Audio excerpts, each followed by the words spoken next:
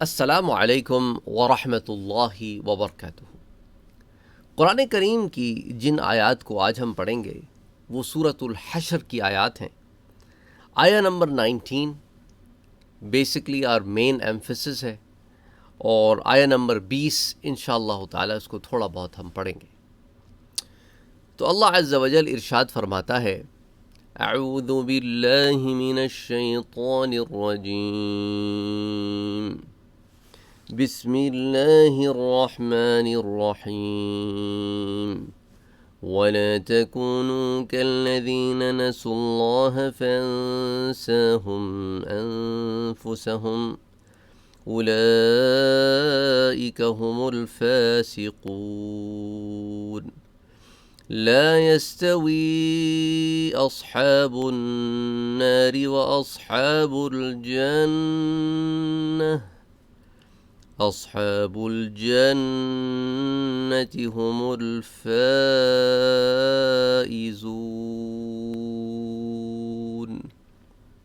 صدق اللہ العظیم۔ آیا نمبر 19 میں اللہ عز و جل فرماتا ہے، وَلَا تَكُونُوا كَالَّذِينَ، ان لوگوں جیسے نہ ہو جانا، ولا نہ ہو جانا، کن جیسے؟ ان جیسے، کن جیسے؟ ان لوگوں جیسے۔ کون ہیں یہ لوگ؟ نسوا اللہ، جنہوں نے بھلا دیا اپنے رب کو، انہوں نے بھلا دیا اللہ کو۔ تو پھر نتیجتاً ہوا کیا؟ کیونکہ انہوں نے پہل کی اس امر کی کہ انہوں نے اللہ کو، اس کی تعلیمات کو، اس کے بتائے ہوئے راستے کو فراموش کر دیا۔ جب انہیں ہدایت کی طرف بلایا گیا تو کفر کیا، جب انہیں ہدایت کی طرف بلایا گیا تو شرک کیا، جب انہیں ہدایت کی طرف بلایا گیا تو منافقت کی۔ تو نتیجتاً فَأَنْسَاهُمْ أَنفُسَهُمْ، تو خدا نے ان کی کیفیت یہ کر دی کہ انہیں ان کی اپنی ذات ہی بھلا دی۔ یہ بڑی عجیب بات ہے، اس کو میں ایکسپلین کروں گا۔ اولئک هم الفاسقون، یہ بد کردار لوگ ہیں۔ اب اس کو ذرا دیکھتے ہیں کہ اللہ عز و جل کو بھلانے والے کو اللہ اسے خود بھلا دیتا ہے، اسے کیا مراد ہے؟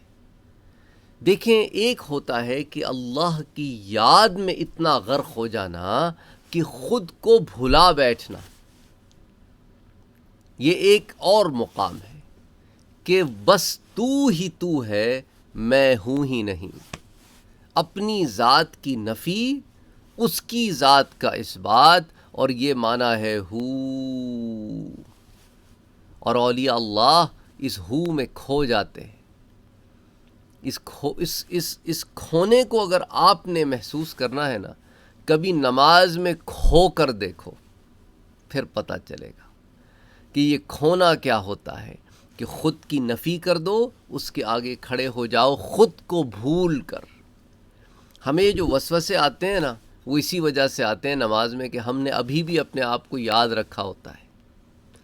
جب کہہ دیا نا اللہ اکبر، بس کھڑے ہو گئے اس کے آگے۔ جب اس کے حضور حاضری ہے تو غیر کی نفی ہے، صرف اس کے آگے کھڑے ہیں۔ اس لیے کہا اعوذ باللہ من الشیطان الرجیم، تیری پناہ میں آتا ہوں، اے اللہ تیری پناہ میں آتا ہوں شیطان سے اور ہر شے سے جو تجھ سے غافل کر دے۔ بسم اللہ الرحمن الرحیم، یہ جو بسم اللہ کا با ہے نا، یہ غیر سے کاٹتا ہے، رب سے جوڑتا ہے، کہ اللہ کے نام سے شروع، غیر سے کٹ گیا، اللہ سے جڑ گیا، جو رحمان ہے، جو رحیم ہے، پھر اس کی یاد میں محو ہے۔ الحمد للہ رب العالمین الرحمن الرحیم مالک یوم الدین ایاک نعبد و ایاک نستعین اهدنا الصراط المستقيم صراط الذين أنعمت عليهم غير المغضوب عليهم ولا الضالين آمین۔ کیفیت ایسی ہو کہ بس اس کی یاد میں بندہ لگا ہو، اس کو محسوس کریں تو پتہ چلے گا کہ کیا ہوتی ہے یہ کیفیت، یہ ہو کی کیفیت کیا ہوتی ہے۔ اے طائر لاہوتی، اس رزق سے موت اچھی جس رزق سے آتی ہو پرواز میں کوتاہی۔ تو فرمایا کہ ایک یہ قسم ہے اور ایک یہ قسم ہے کہ انہوں نے رب کو بھلا دیا تو رب نے ان کو اس طرح کر دیا کہ اپنی ذات ہی کو بھول بیٹھے۔ نہ انہیں یہ خیال ہے کہ آخرت کی تیاری کرنی ہے، نہ انہیں یہ خیال ہے کہ دنیا کے اس وقت میں رب کو راضی کر لو کہ آخرت میں اس کی رضا کا سبب بن جائے، نہ انہیں ہدایت کی کوئی پرواہ ہے، نہ انہیں کسی اور انہیں بس گمراہی اچھی لگتی ہے، اپنی گمراہی میں مست ہے۔ ان کی اپنے نفس پر کوئی نظر ہی نہیں ہے، ان کی نظر ان کے نفسوں پہ سے ہٹا لی ہے۔ اس سے بڑا اور عذاب کیا ہوگا؟ لوگ کہتے ہیں جی کفار کو، مشرکوں کو، یہود کو کہ بھائی یہ دیکھیں نا یہ تو مزے کر رہے ہیں، یہی تو ہے، ان کی نظر ان کے نفس پہ ہے ہی نہیں، یہ کسی حد تک بھی جا سکتے ہیں صرف اپنا الو سیدھا کرنے کے لیے، اور مسلمان کو اس کا تقوی روکتا ہے کہ نہ نہ یہ نہ کرنا، نہ نہ یہ نہ کرنا، ہاں یہ کر اس سے اللہ راضی ہوگا، ہاں یہ نہ کرنا اس سے اللہ ناراض ہوگا۔ سارا وقت اس کو اس کے ساتھ تقوی رہتا ہے، وہ اپنے رب کی یاد میں ایسا محو ہوتا ہے کہ صبح سے لے کے رات تک اس کے اندر یہ تقوی اس کو اس بات کی یاد دلاتا رہتا ہے کہ تیرا ایک رب ہے جو اللہ ہے، جسے تو نے جان دینی ہے، جواب دینا ہے، اس کی طرف لوٹ کر جانا ہے۔ اس لیے فرمایا کہ پھر ان کی کیفیت یہ ہوتی ہے، یہ عذاب ہے ان کے لیے کہ اس کے اندر اتنے غرق ہو جاتے ہیں کہ ہر شے سے غافل ہو جاتے ہیں۔ تم نے رب کو بھلایا، رب کو بھلایا نا تم سمجھتے تھے بڑا کوئی تیر مار لیا، بڑے چیتے ہو گئے ہو، آؤ تمہیں تمہاری جانوں کو بھلوا دیتے ہیں۔ تم اپنے تئیں یہ سمجھتے رہو کہ ہم ٹھیک ہیں۔ اولئک هم الفاسقون، یہی تو وہ لوگ ہیں جو فاسق ہیں۔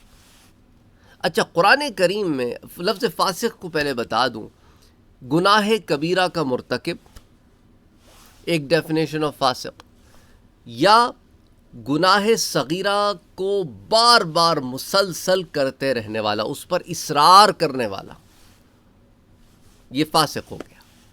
ٹھیک ہے، گناہ کبیرہ میں سے سب سے بڑا گناہ کبیرہ شرک، کفر بھی گناہ کبیرہ ہے، اور دیگر گناہ کبیرہ بھی یہ فسق میں ہی آتے ہیں۔ یہاں پر اس آیہ مبارکہ میں فسق، فاسق بمعنی کافر آ رہا ہے۔ قرآن کریم میں کہیں کہیں تو اللہ نے فاسق کا اطلاق کافر پر کیا ہے کہ کافر کو فاسق کہا ہے، کہیں کہیں فاسق اور کافر کو الگ الگ بیان کیا ہے۔ مثال کے طور پہ اللہ عز و جل سورہ حجرات میں بیان فرماتا ہے کہ اللہ عز و جل فرماتا ہے کہ وَلَكِنَّ اللَّهَ حَبَّبَ إِلَيْكُمُ الْإِيمَانَ وَزَيَّنَهُ فِي قُلُوبِكُمْ وَلَكِنَّ اللَّهَ حَبَّبَ إِلَيْكُمُ الْإِيمَانَ وَزَيَّنَهُ فِي قُلُوبِكُمْ وَكَرَّهَ إِلَيْكُمُ الْكُفْرَ وَالْفُسُوقَ وَالْعِصْيَانَ، کہ لیکن اللہ نے تمہیں ایمان کی محبت عطا فرمائی اور اسے تمہارے دلوں میں آراستہ فرما دیا، وَزَيَّنَهُ فِي قُلُوبِكُمْ، تمہارے دلوں میں اسے اللہ نے زین کر دیا، یعنی آراستہ کر دیا کہ تمہیں ایمان بھلا محسوس ہوتا ہے، وَكَرَّهَ إِلَيْكُمْ، اور تمہیں کراہیت بخشی، کس چیز سے؟ کفر سے، فسق سے اور عصیان سے، یعنی کہ گناہوں سے۔ تو اللہ نے یہاں پہ تینوں کو الگ الگ بیان کیا، یعنی کفر کو الگ بیان کیا، فسق کو یہاں پہ نافرمانی کے معنی میں بیان کیا کہ نافرمان کو فاسق کہتے ہیں، اور اسی طرح یہاں پہ عصیان یعنی گناہ کو بھی مینشن، ان تینوں چیزوں سے کراہیت پیدا فرما دی۔ تو یہ تو معاملہ ہو گیا سورۃ الحجرات کا، لیکن کہیں کہیں قرآن کریم میں اللہ عز و جل نے کفر اور فسق کو ہم معنی بھی بیان کیا، جیسا کہ اس آیہ مبارکہ میں۔ اسی طرح اللہ تعالیٰ سورہ سجدہ میں فرماتا ہے وَأَمَّا الَّذِينَ فَسَقُوا فَمَأْوَاهُمُ النَّارُ، اور جو لوگ فاسق ہوئے، نافرمان ہوئے، تو ان کا ٹھکانہ تو دوزخ ہے۔ تو وہاں کافر اور فاسق ایک معنی میں بیان فرمائے۔